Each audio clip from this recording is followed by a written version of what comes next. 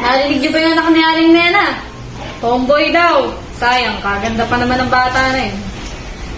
Sari-sari talaga mga kabataan ngayon. Kayo ako kayo tutulad sa mga gayon, nakatayang ganun sa pamilya. Gusto ko lamang naman maging totoo. Pero sa bahay ko, parang bago.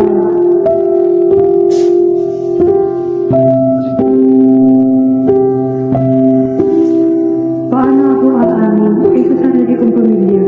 Hindi na ako tanggap. Bago ko man nila malaman, parang may hatol na. Ma, pa, may gusto po akong sabihin sa inyo. Ako po yung tinutukoy nyo. Ako po yung tomboy. Yoy, huwag mo sabihin na, ano na sasabihin sana ng mga tao na may akong tomboy? Totoo pa, pero sana maintindihan nyo. Hindi ko to pinili at mas lalong hindi ko gusto ang taong tatanggap sa akin.